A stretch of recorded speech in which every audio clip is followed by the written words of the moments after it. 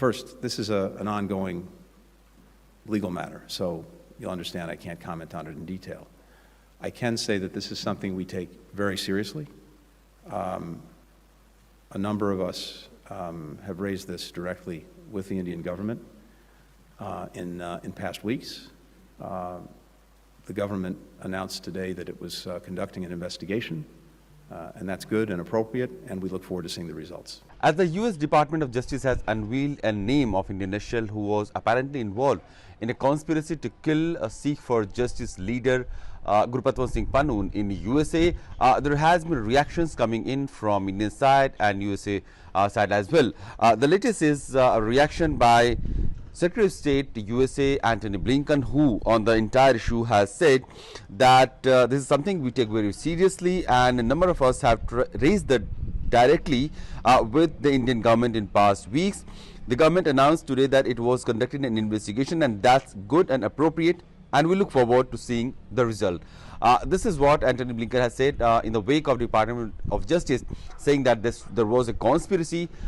which was foiled by US agencies, and the target was Gurpatwant Singh Pannun, a Sikh for Justice leader who had been a vocal critic of Indian government, a vocal supporter of secessionist movement, separatism in the name of Khalistani, and who has been a national security threat for Indian diplomats, Indian community members present in USA,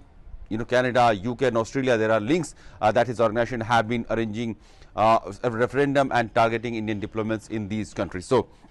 that has been India's concern, and in the wake of Canadian allegation also that Indian agencies were allegedly involved in killing of another Sikh for Khalistani terrorist Hardeep Singh Nijjar in Canada in the month of June, it becomes really important that how USA, Canada are putting pressure on Indian government, which is not directly involved in these cases, as per the Ministry of External Affairs statements and multiple information that we have been getting from the Indian government, that there is no way that this is a government operation, and this is entirely contradictory to the government policies. It is concerning for the Indian government also that in the name of Indian government there are some elements who are trying to propagate this this agenda or these operations. So this is the kind of information that we have got. Also now the challenge will be that USA's Foreign Affairs Committee has created a committee which will examine the entire issue of this episode that has happened, and this will be in a way examining the entire evidences as to how this operation was happened. And now we have also seen that US attorney has announced charges in connection with the foil plot to the US to assassinate US citizen in New York City, and this there is apparently US references that one of the Indian government employee was also involved in this entire operation. India has already denied that there is no such employee who was involved in such organization, but the inputs that they have received from the USA is something that they are still working on, they are still trying to look into. The same issue has been with the Canadian side also, where Indian government has been maintaining that there is no significant amount of evidence or intelligence input that has been shared from the Canadian side. So the scope of joint collaboration or cooperation in the investigation doesn't arise, because India has yet to receive some concrete proof where it would establish that Indian agents were allegedly involved in the killing of Hardeep Singh Nijjar. Meanwhile, the US Foreign Relations Committee's chair has issued a statement on Department of Justice announcement related to foil assassination plot in New York, and they have said that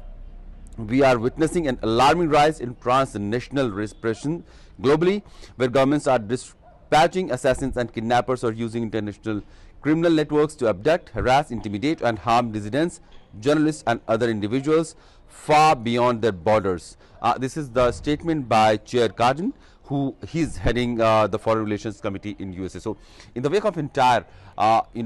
these operations or these criminal investigation that has been going on, it remains to be seen how will it impact India-USA relationship. We know that upcoming Quad, that is somewhere being expected around the last weeks of February next year, is going to happen in Delhi, where the leaders from Australia, Japan will also be participating. Prime Minister Modi will be hosting the Quad Leadership Summit.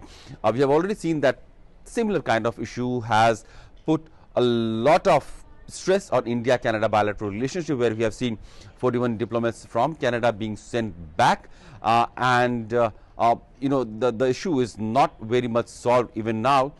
though India has resumed visa services for the Canadian citizens. Will the same repercussions we witness in the India-US relationship? That remains to be seen, because the allegations are serious, and US State Department